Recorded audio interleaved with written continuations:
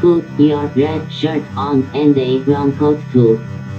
Everybody's joining the crew. We got just one ring that we rule them all. Hope you'll remember your towel. Get your ulu feathers and your needler guns. A sonic screwdriver or a sword +1. Use Valerian steel if it will get you to come. To the pit tank. To the pit tank. The Rocky Mountain pit tank.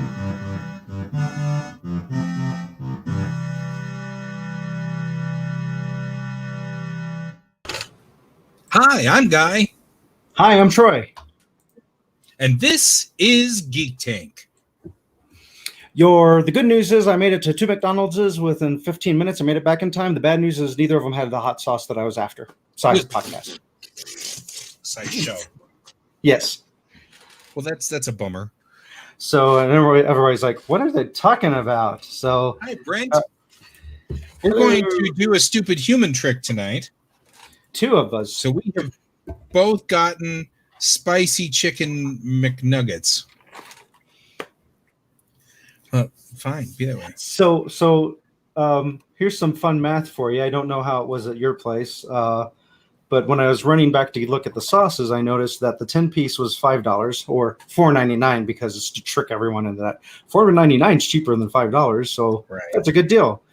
But the 6-piece nugget is $2. Or $2.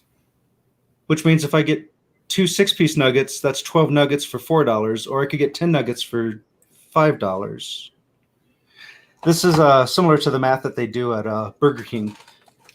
You can I don't get it. In any case, they gave me no sense. It's what it's doing. Oh, they give you honey mustard? No, they gave me spicy buff, which I've had, and it's not that great. Buff. You want to show them the right sauce that they were supposed to? At least one of us got the sauce. I got the mighty hot sauce. I'd give you this one because I have two. You might want to save one. This might become just like that whole Szechuan sauce incident. Right. Do you know about that? Yeah. Do you really, or are you just saying yeah because of the rules? I'm saying yeah because I want to shut you up. No, that's that doesn't work. You should know better. Yeah, I know you don't watch Rick and Morty, but they had a whole episode about Szechuan sauce being really hard to get, and it's like the best sauce ever is what they claimed. And I thought maybe they were making it up just for the episode, but apparently it was a real thing. They really did have Szechuan sauce at McDonald's tied to the Mulan release. And after the Rick and Morty episode, all of a sudden everybody wanted to try it, but it was out of print or whatever. Discontinued for 10 years by that point.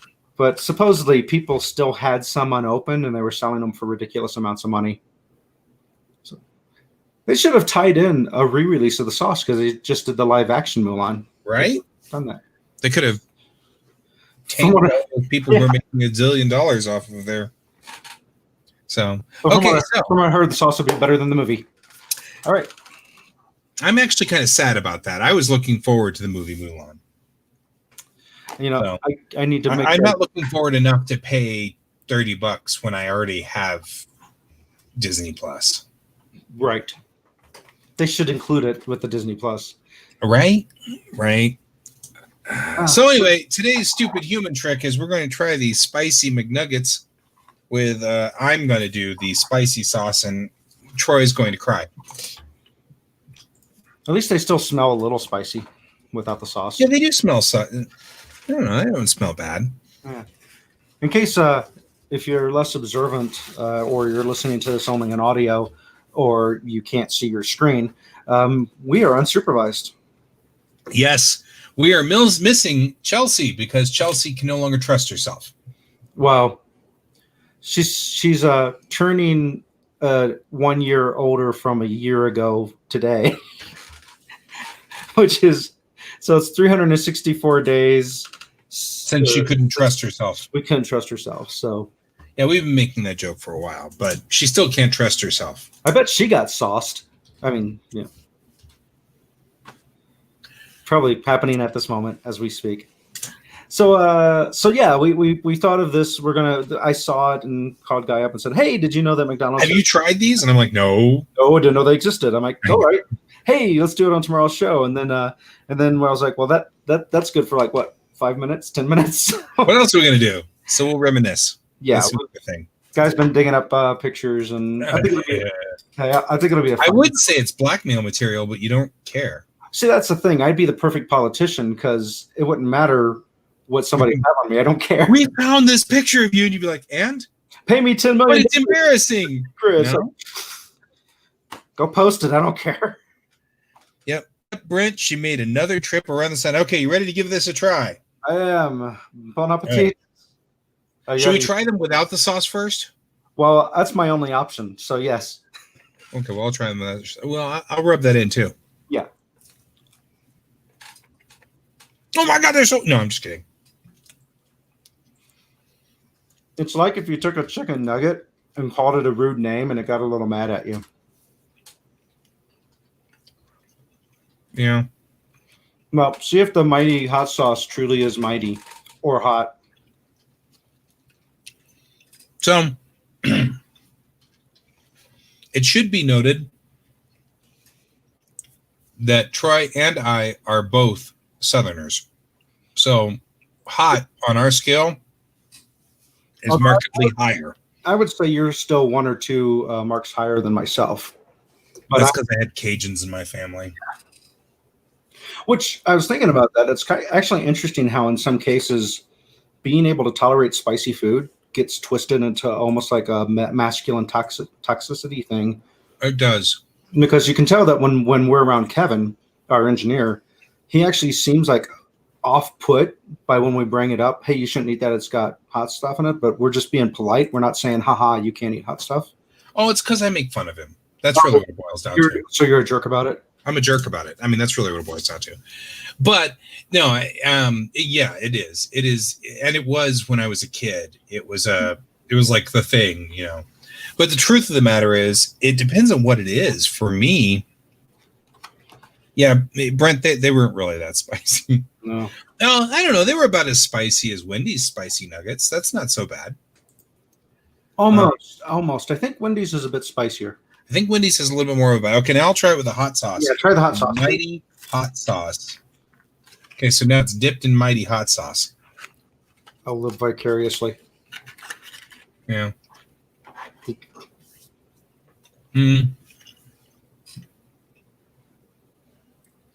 Feel like you're not missing much. I'm wondering if it's just like eating 2 nuggets at the same time. No, I mean, the hot sauce has a bite. Oh, okay. But I would put it at, it's like a creamy Louisiana style hot sauce. It's not bad. Well, what do you expect? It's McDonald's. Well, that reminds me. I know I meant to do this. I mean, do you have a Louisiana style? Not Tabasco. I'd have to go check. I have like 3 or 4 different ones, and I lose track of it. I bought you hot sauce from the Butterhorn before, right? Right. So, but that's not quite Louisiana, because that's habanero. No, I mean, this would be like if you went to the store and got like a generic Louisiana style hot sauce. It has a bite. It's got a little bit of an afterburn. It's not bad. I mean, certainly you could enjoy it, but I think that they just nuked up. Well, I double dip because nobody else is here. You're going to give yourself cooties. Give myself cooties. Hey, yeah. Did your kiddo get to try them yet? Since you said he kind of likes. He didn't want them. Wacky. Mm-hmm. For him to turn down McDonald's, just in general. That's what I thought too. Huh. Well, I got curious about the whole word. I've yet to do this, and this word has come up like 4 or 5 times in the show with Chelsea. The mukbang, and I was kind of wondering what the origin of that word was. Because that's what we're doing effectively here. Yeah, which instead of me like describing it wrong, it's probably better to read the correct thing. Let me look. I can't look. No, you I am fascinated that I seem to have somehow misplaced our first picture of you. Don't photograph its vampire thing. Mukbang, also spelled, which Mukbang, one word, also Right. spelled Meokbang, and also known as Eating Show, is an online audiovisual broadcast in which a host consumes a large quantity. Oh, well, we did it wrong right there. A large quantities of food while interacting with the audience. I don't know if 6-pack of nuggets counts as a large quantity, except for maybe like a supermodel. Yeah, if you consume a supermodel, that would definitely be a large quantity. If we get, you know how many hits we'd get with that? A lot. It became popular in South Korea in 2010, and since then it has become a worldwide trend. But I'm not hip and happening, so I didn't know about it until we got our hip and happening cast member on. I was going to say, way to get the young in here. Doesn't quite. I wonder if mukbang's a literal translation of eating show. Oh. I'm not finding that. Sadly, I don't speak any Korean, so I can't help that. Too bad we don't have any K-pop members on our show tonight. Who do speak Korean? All right. Well, cool. It reminds me of somewhere out there on the Facebook nether. There's us trying those disgusting, horrible mac and Cheetos thingies. That was nasty. I'm pretty sure they didn't last long because I don't think I've seen them since. Those were pretty nasty. So, any case, I've thought, hey, wouldn't it be cool if Guy and I talked about different stories that we remember about each other? The things that we have done that have like left hopefully a positive impact on one another. And, positive crap. I said hopefully. So and we have covered how we met before on the show, but I don't think we can do it justice without once again readdressing that, since that is a major part of our origin story as a team. Right. And so the origin story does like literally go back to 1999. Yes. I'm just going to keep eating these. You tell. It could have been as early as 97. I moved here in 96. Might be 90. So it could be 97 or 98. I don't think it was the same year I moved here. But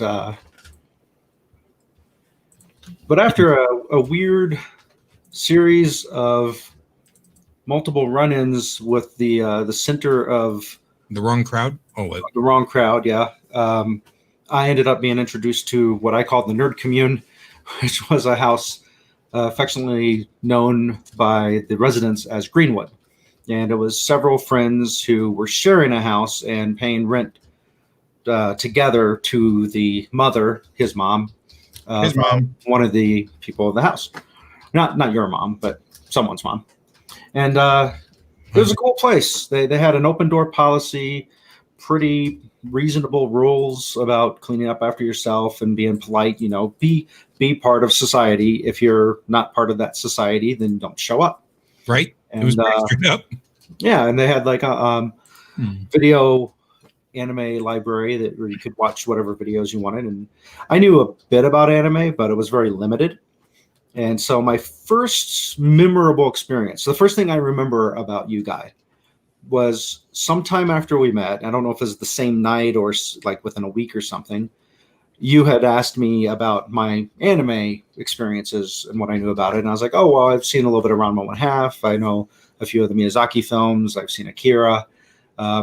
That's about it. You know, a few things here and there. And you're like, oh, here, have a seat. And you set me down on the couch and you went over to the big screen television and took out a VHS tape, put it in, and started about an hour-long PowerPoint on the history of anime. Which I do that at the convention. Well, you've turned it into a thing that people want to go see. Weird. So it was broken. Yeah. I think I think the only reason why it's like slightly off in my memory as being a fun experience was I was not ready for an hour-long PowerPoint. So it was like coming on a bit too strong, because I remember thinking this person is Girls will say too. Weird. straight up as a real otaku. But it wasn't boring. It was cool, but for me it's like, well, it's cool you showed me a 3-minute clip of this anime, but now I want to see the whole thing before we move on. Don't show me, because I'm going to forget everyone. Yeah, I'll forget them all but the last one that you show me. But it was cool. And then you were the couple of things where we had strong crossover hobbies was you played enough Magic the Gathering that we played together. Your screen froze there for a second. I don't know if my screen froze. Totally freezing, and then you were like slowing down into robot mode, and then all of a sudden you came back and moved really fast. Oh, okay, fun. But you were enough into Magic the Gathering that you would play when those gatherings were happening, and you were into StarCraft, which I was heavily into, and so we LAN partied that. You weren't quite into the first-person shooters, so you weren't doing that. But in any case, yeah, that's the first bit of our origin stuff that I remember. I don't know if you remember anything before you introduced the anime PowerPoint, or if you even remember doing that, because you probably did it so many times they all blur together. I did it so many times I don't remember that. Not with you specifically. Right, you did it once with me, just like our love life, but exactly. But no, I'm trying to think back, because you're one of those friends that just was always there, which means I don't really remember the first time we met necessarily. Mm-hmm. You've just always been omnipresent in my life. Yeah, like from your birth, I was there. Right, you were there at my birth, and you were there at my first grade birthday party and stuff like that. And I just so it's kind of weird, because actually, like, I don't remember when I just realized that, like, you were just there all the time in important parts of the life of me. I know that you had expressed interest in sword and doing sword work. And so I remember us doing sword practice in the park that was just down the street from Greenwood 5. I know we played Magic at Greenwood 4. And so I remember that. But yeah, like by Greenwood 5, you were just one of the important people in my world. And I don't know how we went from here's some random dude with long hair to you're an important person. But there was a connection there somehow. And I barely remember Greenwood 4, and I think that was it. Two things. Greenwood 4 was a good 15 minutes, maybe even 20 minutes north of Greenwood 5. Yeah. And I was south of all of that. So coming to Greenwood south. Every time we go south, it's because of you. Yep. So I probably didn't show up as much at Greenwood 4 because it was further out. And They Might Be Giants movie viewing party. Wow. I don't remember that. However, we have more than a number of that's cool. They Might Be Giants nuts in our group that I can totally see that happened. It might have even been bringing DVD.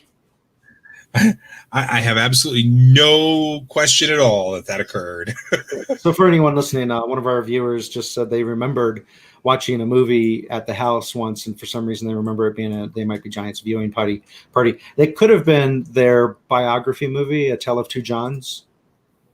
Not that I know my stuff, but when it comes to They Might Be Giants, I like the group a lot, but I've got absolutely no trivial knowledge of them. You know what I mean? It's like they're not stored in that trivia part of my brain or anything like that. There's no room. There's all Star Trek. There's no room. It's all Star Trek. So that's all I got up there. Valid. But so Greenwood 4, my funny story I remember about Greenwood 4 that nobody experienced but just me, luckily, was I'd only been there once or twice. And I was told, yeah, it's an open door policy, just walk in.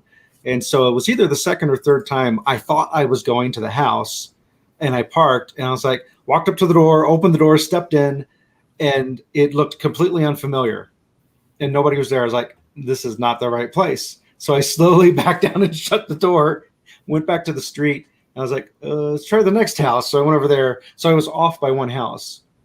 But that's one of those things where I was like, I'm glad landlady's house. Well, I'm glad it wasn't somebody with a gun and like shot me for entering their house because Right. they're like fast on the draw. Although funny that she didn't lock her door. I think that's hysterical.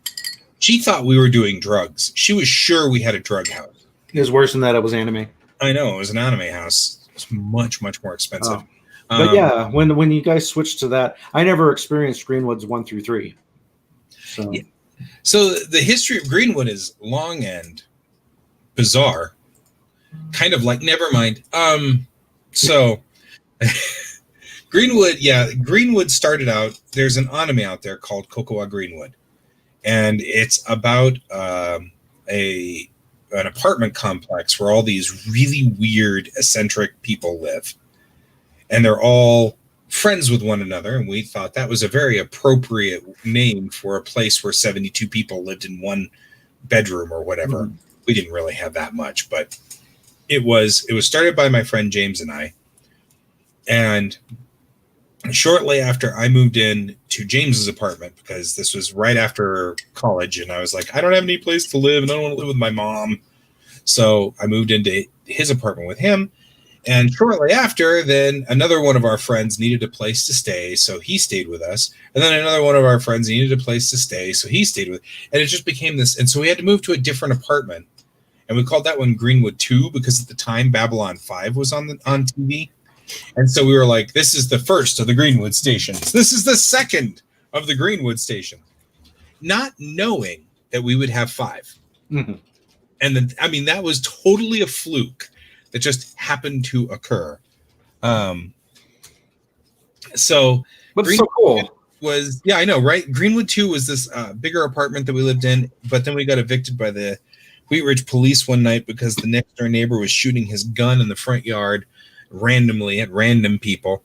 So we had to go escape for the night. I always say we were evicted by the police. We were not evicted by the police. They asked us kindly to leave with their guns drawn. And I was like, oh, that's terrifying. So we decided to move. And we moved to Greenwood 3.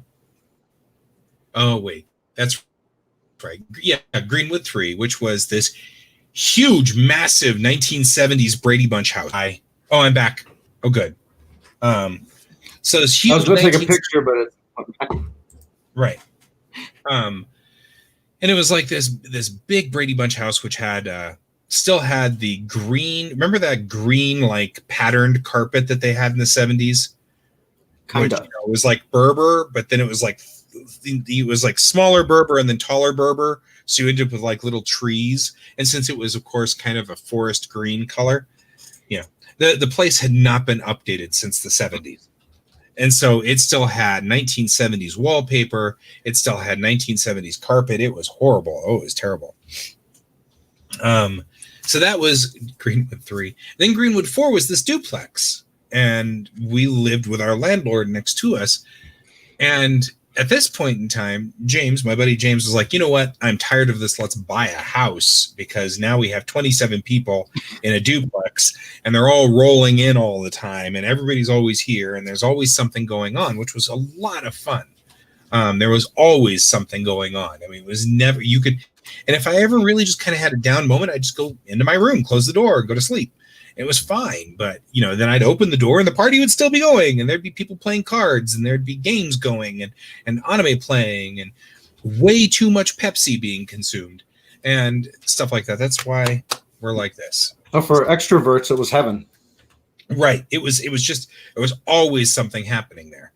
And then so after that, we bought a big, huge house in Lakewood right at Kipling and Colfax, where there's a McDonald's. And we were like, oh, great, there's a McDonald's here. You know what that means? We're going to be at the McDonald's all the time. And the good times. Yeah, and right. There was a good times. That's right. The good times was at least great because that was at least better than McDonald's. Yeah, it was good.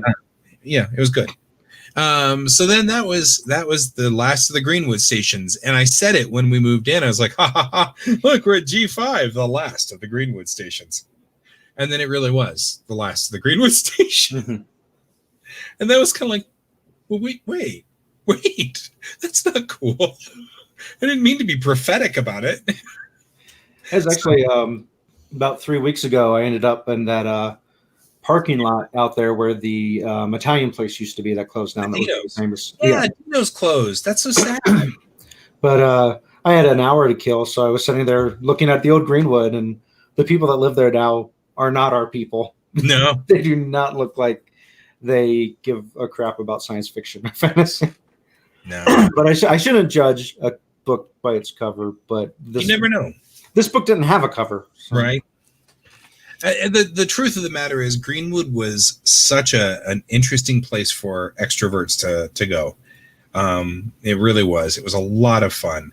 And to some degree, I continue a lot of those traditions here at this house.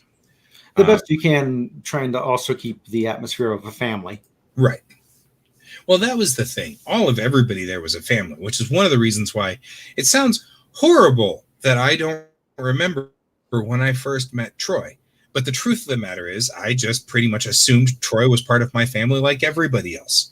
And so I don't remember a lot of the first impacts with people, because I would meet them. I'd say, sit down, watch some stuff with me here, play some games, yada, yada, yada. Before I knew it, we were just best friends. Mm-hmm. And so all of that, I hate to say that Troy did not make as much of an impact on me as I did on him. But the truth was, I was already acclimated to the Greenwood universe by the time Troy showed up. Mm-hmm. And I don't remember when people show up in my world. I remember the people, but I have a hard time remembering when was the first time I saw them, because it could have been at any one of any weekend that between 1995 and 2002. Mm-hmm. Any weekend, any given weekend. Well, right? Constant sleep deprivation will do that to a memory. What? Huh? Who are you? Anyway.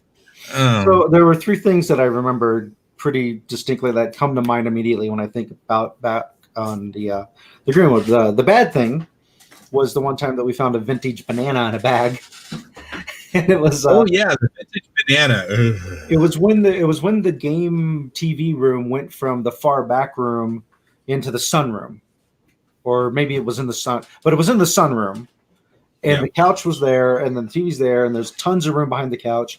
And as almost always, 2 people were playing competitive video gaming, and it's a spectator sport too, so we're watching. And I accidentally stepped on something that squished. I was like, oh crap, I messed up somebody's stuff. And I looked down, and there's a plastic bag, and I picked it up, and there's just entirely like black goo in it. The banana had been there easily for like 3 or 4 months. I'm like, I'm not opening this. And whoever this belonged to, I can't believe it's set here unnoticed for that long. Right. Now, this was near the end where it stopped being an open door policy, because a lot of friends of friends of friends of friends started showing up, and that's where the vetting started to fall apart, I think. Yeah, we started to lose like establishment with that. I agree. And there was almost always a constant stock of Pepsis, like you said, with just the policy that every now and then you refill the Pepsi, and that stopped happening by a lot of people, and they started leaving their cans laying everywhere. So it stopped being like that. Man, I look confused. What shirt is that? I think that's a They Might Be Giants shirt, actually. As an ironic thing. Yeah. I think this is literally the first picture I have of Troy, and this is Greenwood 4. And these are all magic cards. I was going to say, what am I doing? You're sorting magic cards. Oh, yeah. I'm shocked that that's what you were doing, but that's I was probably like, why are your cards not sorted? This has to be fixed. Well, and you have that look on your face like, I need to fix your cards because they're not sorted. Yes. So, how can you build a deck if you don't know what you have? Right? How do you know anything if you don't know what you have? And of course, the wall hangings, which easily doubled by Greenwood 5. They were all over the place. And at Greenwood 5, we ended up with a bunch of cells as well, and they went missing after Greenwood 5 broke up, and I'm kind of sad about that. Is that a classic typewriter there in the window? like an actual typewriter in the middle. Zoom enhance image by 30%. Enhance. I don't see a typewriter. Okay, I thought No, this is a basket with things in it, and this is my satchel with that's my ID tag for Time Warner. What's written on the? Can we see what stuff? When I came back from work, I'd put my satchel there, and that had all my work stuff in it and that was my beeper to get into all the different secured locations in Time Warner. Scroll image to right, 25%. Can we make out what's on that dry erase board? Yeah. It's somebody's phone number. You lied to me, Blade Runner. Right? We were supposed to be able to do this by now. Well, to be fair, this was my crappy one-shot camera that I had. Okay. So, I mean, it's not like I expected a miracle out of this. The Wow. film was good. It was a point and shoot. I am a much more established photographer today than I was back then. So... and the cool things, now that I got the banana out of the way. The banana was a thing. Yeah, one of the cool things I remember is one of the residents, JD, who's cool, would make this peanut butter and chicken stir fry with noodles. Which sounds horrible, but it was actually really freaking good. It's so good that I added it to my recipe of stuff I make on occasion. Totally that was a thing. So if you're wondering, they're a little harder to find now, but they still have them in King Supers. There's these packs of noodles that you don't need to refrigerate. And the only thing you need to do to cook them is you crack them open, drop them in a pan, and pour just a tiny bit of oil in it, and you fry them up, and they cook in like a couple of minutes. Right. So before you do that, you thoroughly cook all the diced chicken.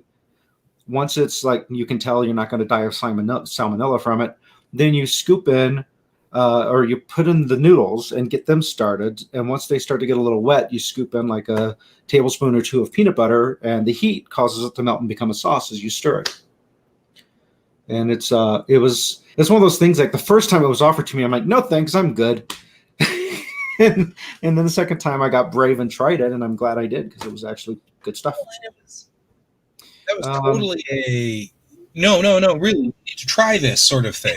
It really was, because it sounded horrible, but then you tried it. It was like, that's actually really good. Yeah, and then I like this picture. Yeah, that's genuine slug there.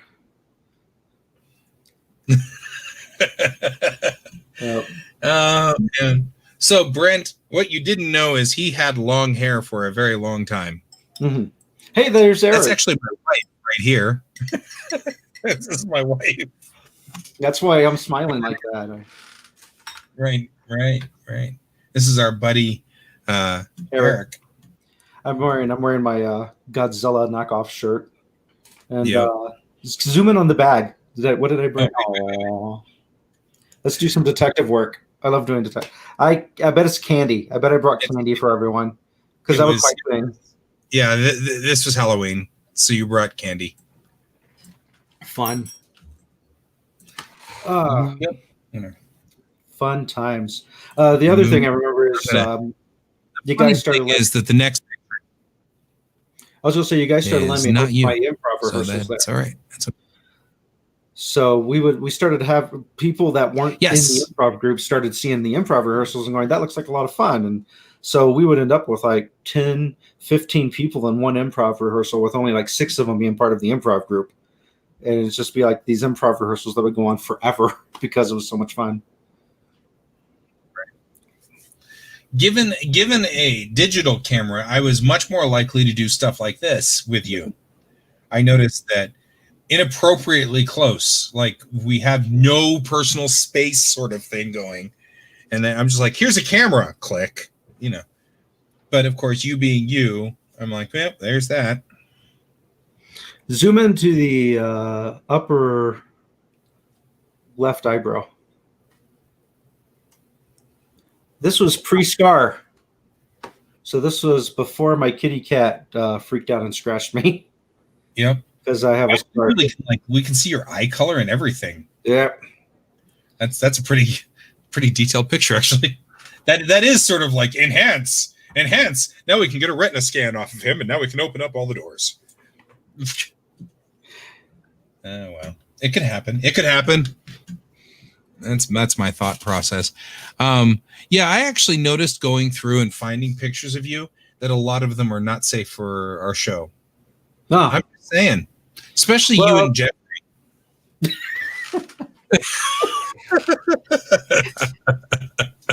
Anytime you and Jeffrey were involved, the pictures are not safe for anybody. It's like we fed off of each other's energy and kept going further and further away from PG-13. I like this. So this is your Halloween costume one year. Oh, yeah, but it's not complete because you need to have Tara and Lauren in there. Yeah, I didn't have them apparently in this photograph. So a friend of ours, Lauren, was dressed as Horatio Wren, and my wife dressed as also one of the Crazy 88. So it was two Crazy 88s flanking Horatio Wren. And that was for a wedding, a costumed wedding for Sonny. Yeah, but that wasn't what this was from. I think this was from a Halloween. It was probably because like, hey, we got the costumes, let's use them again. I think so. It's fun times. Speaking of fun times, I want to see a kick butt picture of Troy. Oh, I have a kick butt picture. Am I kicking a butt? Yeah, actually you are. Oh. It's more like I'm stabbing someone. Yeah, well, you were stabbing Brian there. Oh, yeah. That's when I was like, so here's the advantage of ranged of really long weapons versus a short weapon. You were teaching because that's Xander in the front, not Alex, but Xander. Is it, or is that Jeff? I'm Xander. Okay. There's a series of these pictures, and I picked the coolest one. Yeah, that was the part because that was across the street from yeah, you guys. Like this one's cool too. Yeah, I had the weirdest weapons because that's Brian. Yeah, the first one you had was what I called the Q-tip of death, and then that's the meat hatchet.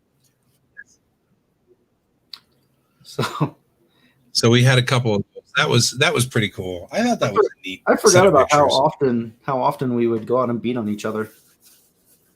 Right? Or I guess I actually had two. Speaking of way awesome pictures, though this isn't you, there's Alex, whom we always talk about. And that's the sunroom that we spoke of. That's the sunroom from Greenwood 5. But yeah, Alex had the best costume that year. And he's just sitting there holding that out. I'm like, yeah, you look like you came straight from Mardi Gras. I mean, like straight from Mardi Gras. And that's me on the right because I recognize the sword handle wrap. Yep. And I'm drinking a Coke, so it has to be me. No, it's a 7-Up cherry, I think. What? That's crazy. You're probably right. I don't know. I mean, place bets. Either that or it's a Big Red or something like that. That's 7-Up cherry. I think you're correct. Yeah. I don't think you can get Big Red. Can you get Big Red in Colorado? I don't think you can. I don't know. Because you're right. That seems like something I'd get in Texas. So yeah. I feel like that's not something I get here. Oh, well. But then there was, of course, the reasons that we hang out together all the time. This is from our first movie, our first real movie. This is when we did Ideas, and that was a 24-hour shootout where it was the Boulder Shootout, and it was a 24-hour film festival where you had to make a movie. You had 24 hours to make a 7-minute movie. And they would give you items to put in the movie so that they could prove that you shot it in 24 hours, right? So they would start the clock, give you the 7 items, and you had until the clock ran down to come back with a movie. And the movie had to be in camera. So you had to do all the editing in camera. We couldn't change sound. You could add sound, you could edit sound, but it had to be in sequential shots of how you actually shoot it. So if you wanted the beginning to be at the end, you needed to shoot it in that order. Ryan's like, I remember that. Yes. Yeah, thank you. Thank you very much. So I think this was pre-butt scene. And that's probably why I look like that, because I'm apprehensive about being mostly naked in front of people. It was funny because you were more apprehensive about being naked than Jeffrey and I were. And way more than Tasha was, which was surprising to me. She's like, whatever. I'm like, what? Hey, this is for me more than you, obviously. Yeah, I was like, it's a thing. But yeah, this is the pre-butt scene. That's also when we thought she was going to kill herself by accident when she jumped over. Misses this dresser on this bed. She misses the edge of that dresser by literally like a hair, and she just flops down laughing. And she's like, "We're all supposed to be naked," and she's laughing at all of us. That's the joke. She missed the sharp-edged corner like you would see people actually die on in movies. It's like they fell and hit their head and died. And you're like, that could never happen. And she almost nearly like brained herself and scared the crap out of us. Ryan's quoting from it. Oh, I love that our movies were quotable. That's a bad idea. No, let's not do a porno. That's what I said. We're not doing a porno. Whatever happened to Kasha? So this is Kasha works as a therapist of some sort, and I can't remember what kind of therapist. But I keep track of her every so often. Did the movie put her into that? She's like, if these people need help, I'm going to start doing this. These people need help. Then we did stuff like this. This is Troy trying to play my game that I've been trying to build for only like 15 years or so. But it's a card game. I'm very fond of it. And Troy was trying to learn the rules, and this is the look on his face. Yeah, I was being a jerk. Like, this is too hard to understand. You know what I love about this picture, though? That's Jeffrey. Oh, yes. That's high tech. And you can tell what year we're in and what era by that. Right there.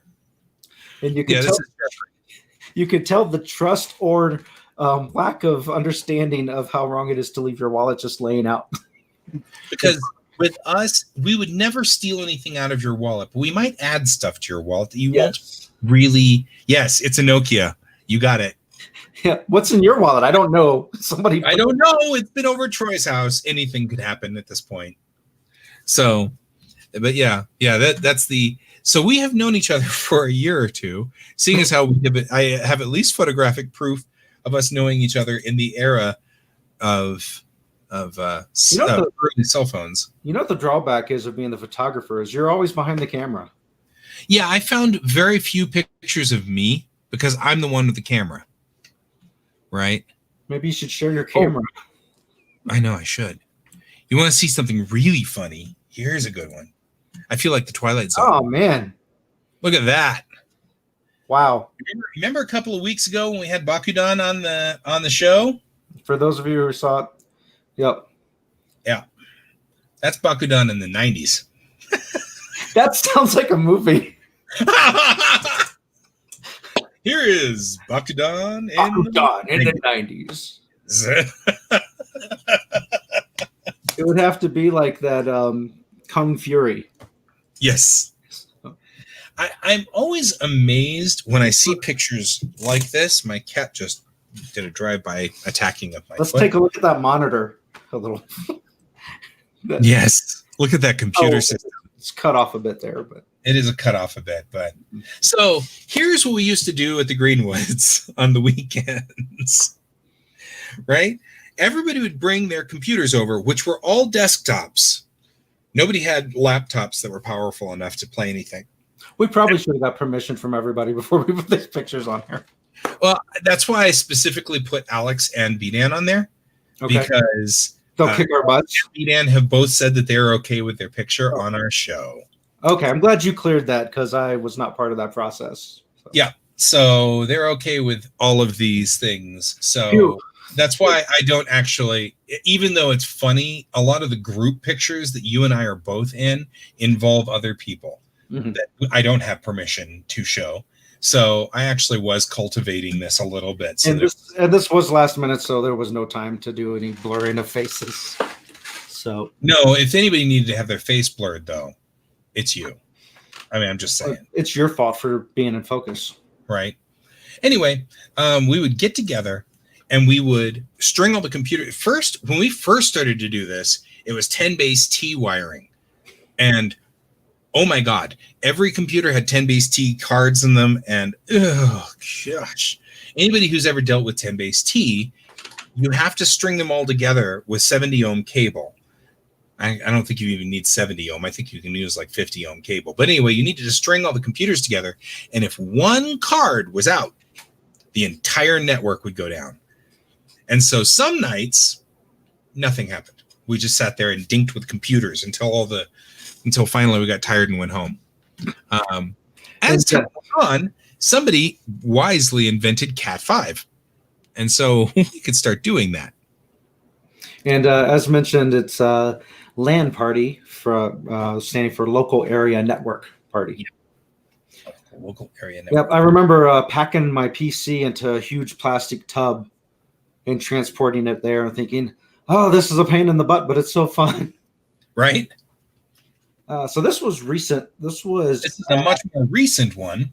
This is us at Starfest. I think it was Starfest. We were asked to do a panel on painting. Yeah, it has to be very recent because that's my pink box that I still use for carrying around all my minis. I love that. Don't talk about your pink box. Just saying. But yeah, that's actually a cosplay. That's an awesome No, that's a model we built. There was somebody inside there, which he wasn't moving when I first came into the room. He was just standing there, and I'm like, dude, that's an incredible statue. And he goes, thanks. And I went, because you love jump scares. Right? Well, he didn't jump scare me, but it was still, it's like very hard to move in that thing. So he didn't. He just was standing there. Mm-hmm.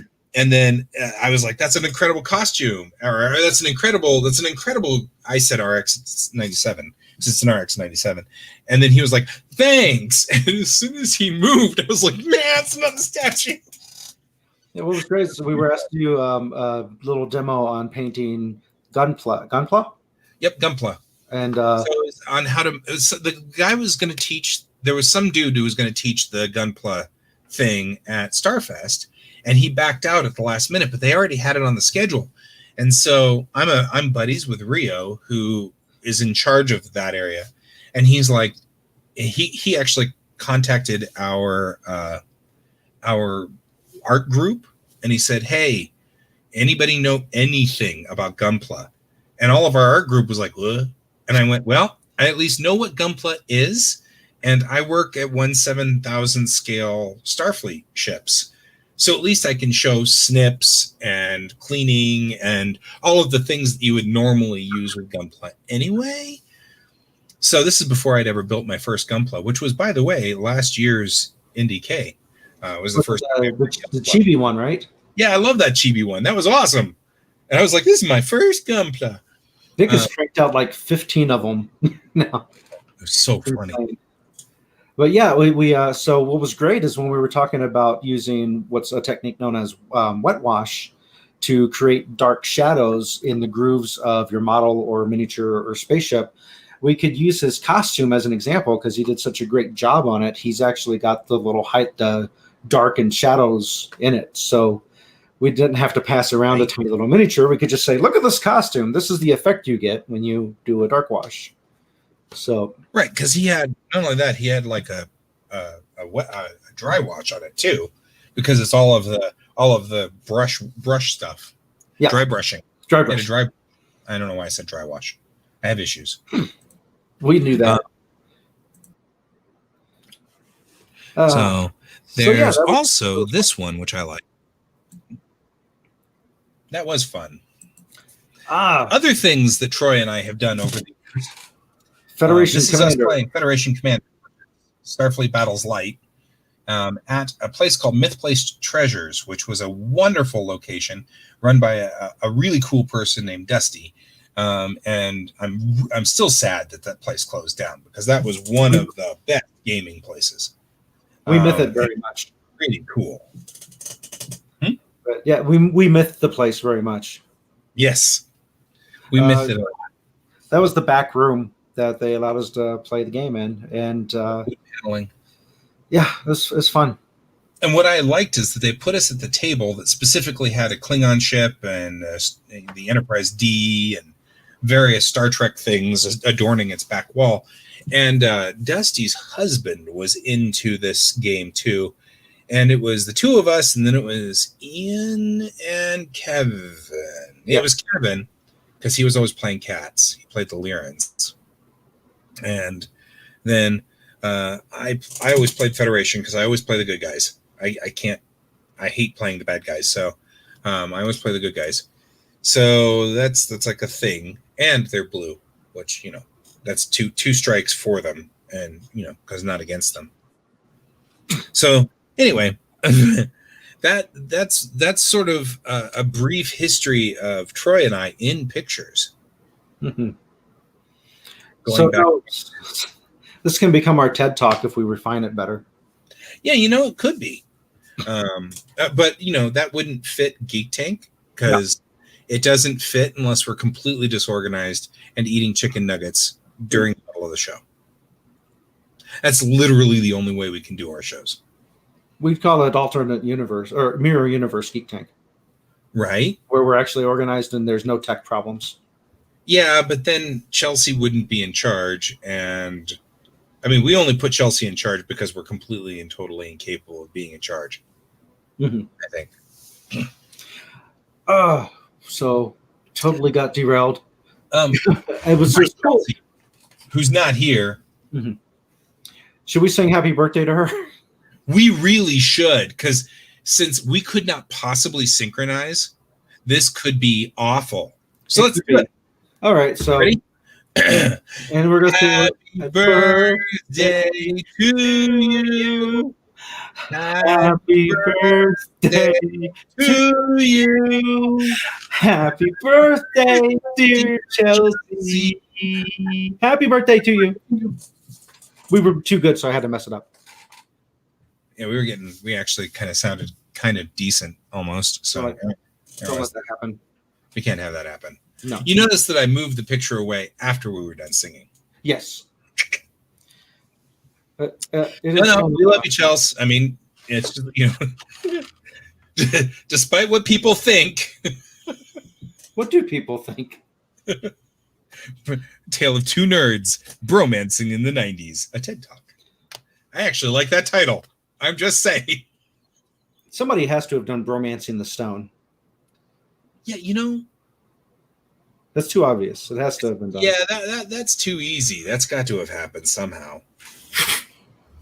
But it's probably not the kind of film that we want to make. Cool. Man, I hate it when that happens. I'm going to run back to my notes. You have notes? I just did pictures. I think I've exhausted my notes. Yeah, well, I think we're exhausted. Or exhausting. Boulder Shootout. Yeah, I wanted to come back to that because like you were saying, that first Boulder Shootout, because it was so intensive and we got very little sleep and we had to constantly be finding a groove to work with each other. It's the kind of thing that either you come away from it bonded stronger with the team you worked with, or you come away from it never wanting to speak to them again because you hate them. Oh, we did both of those. We've done both of those.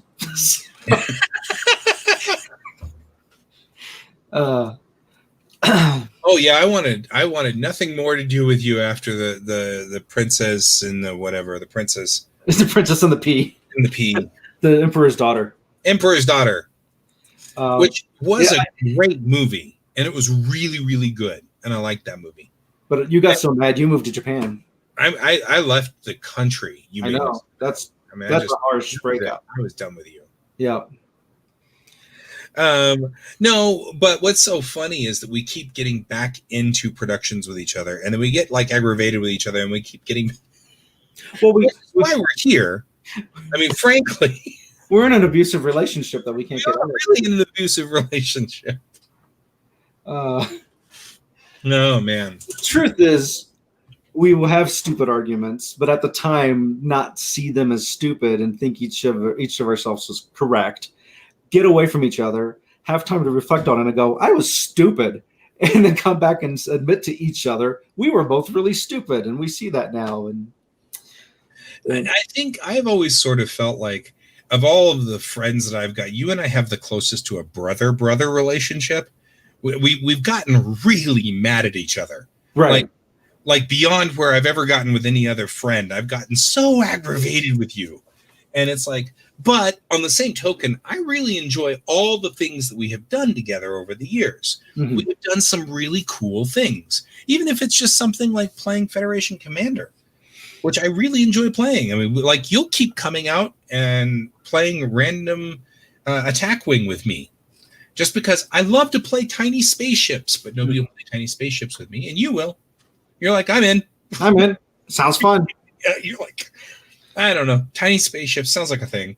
So you have a whole bunch of tiny spaceships, and you bring them out, and we all kill each other like civilized people. Mm-hmm. I think that's it's either the Timmy or the Johnny stereotype for the three stereotypes of Magic players. Because one of those two is they like to play with toys, right? Mentality, and like big monsters that they move around on the table. And so yeah, we like spaceships that we move around on the table. So. I think that's the Johnny. I'm pretty sure it's the Johnny. It's probably Johnny. Yeah. I mean, and that's a thing. I mean, it's like, but yeah, I mean, I think of all of my friends, you are like the closest to a brother in that instance, because of all of the positives and the negatives that are involved there. Yeah, all of the stereo. We play Pirates of the Spanish Main too. Oh yeah, I've still got like 2 boxes of unpunched cards of that game. So for those of you who don't know, Pirates of the Spanish Main was what they called a constructible card game, which was I don't know if it was the first of its kind, but it was definitely right there in the beginning. It was really close to the first of its kind. Really close. It's the first that I had seen. Right. And so you get these little cards that are about the thickness of a credit card, and they have perforated shapes in them, and you punch out the shapes and they form, you build a tiny little boat out of it with sails. And it came with another card that was a card of stats for that boat. And you would use the cards themselves as the tools for measuring the movement of the boats. So within one pack, it actually came with enough to play, not competitively, because each pack came with instructions, at least one boat, and either a crew member or something like that, or 2 boats. And right, it seemed like it was that there was like enough. And these super tiny dice that were clearly a choking hazard. That you need like a magnifying glass to see what numbers are on them.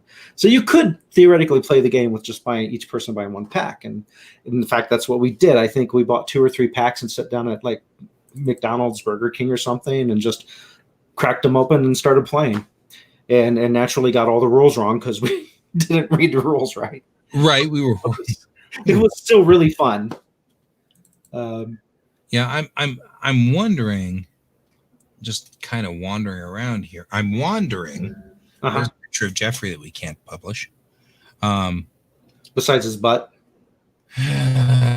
Probably. Yeah. And way too much butt in here. I got him to have his butt in the 4th movie. Ideas, Emperor's Daughter. Oh yeah. I think it was the third. I think it was the 3rd movie. I got him to show his butt again. And that's also where I put in my kind of like, this is a thing that actually worked really well, amazingly well. Hey, I don't know. Tarantino likes feet. I feel like there's a cat in here. I feel like the cat's being a problem. Did you know that Disney licensed one of the runs of Pirates of Spanish Main and actually made the Pirates of the Caribbean characters and boats for Pirates of the Spanish Main, so you can have the Black Pearl out there? I did not actually know that. Yeah. Oh, nice. Yeah, I knew I had taken a picture somewhere along the line. I like the postcard effect behind it. Yeah, that's totally what I did. I took a postcard and stuck it behind it. I thought that was funny. So there we go. Yeah, Pirates of the Spanish Main. That's what the boats look like. Okay, well, do me a favor, Troy. Mm-hmm. Before you get rid of those, let me scan them all in. Okay. I probably won't get rid of them unless if it turns out they're worth millions of dollars, and then I'm like, hey. I don't need to punch them out in order to scan them all in. But I think it'd be really sad if I, didn't get to scan all of those in, that we could make more. So then Kai's kids can say, why do you have all these digital files of these cards for a game that you can't actually print and play? Well, so they made a second game that was a space version of it. In fact, I still have them sitting right over there, and I had scanned them all in, and then my computer crashed, so I'm going to have to scan them all in again, which doesn't surprise me. But I did the same thing. Rocket something. Yeah. Rocket Man or something like that. It was supposed to be like the era of Buck Rogers. Sort of. I've still got mine too. The way that the bad thing about Pirates of the Spanish Main was the masts. Part of the rules they had written was you're supposed to take the masts out as you take damage, and when you have no masts left, it sinks. But they were so fragile at those points that after doing it a few times, they would just snap. So you have to be smart and just stick D6s by the boats with the number of how many masts are left or have been destroyed and work up. And that way you don't have to compromise the boat.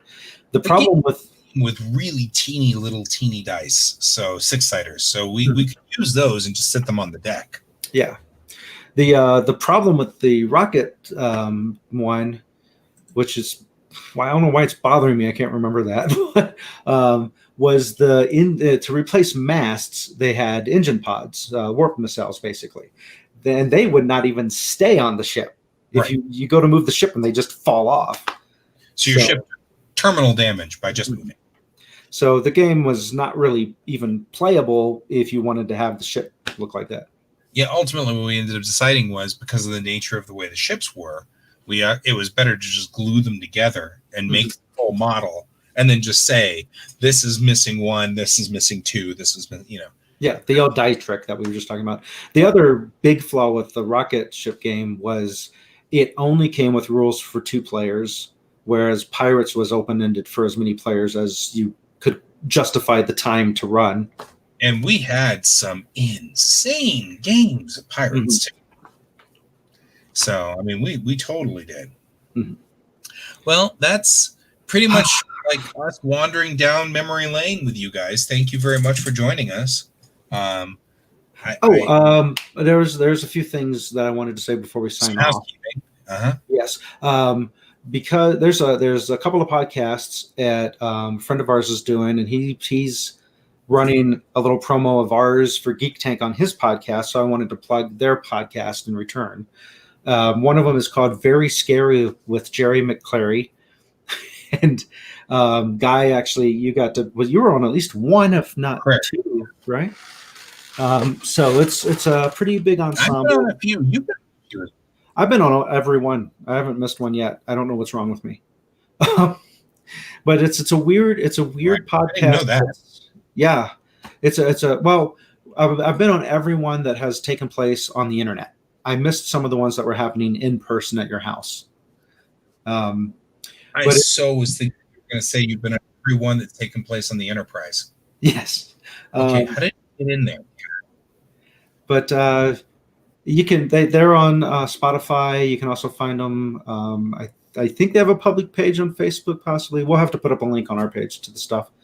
But it's a fake supernatural paranormal conspiracy theory show, and it's like 80% improvised. So, but yeah, they're at the end of their show, they've been running our little promo that we put together, and David Coyle has another podcast he started. I don't know if you heard about called Heroic Origins, which is where he and a friend take a randomized word at the beginning of the show and then create a brand new original superhero off of that word within the time frame of the show.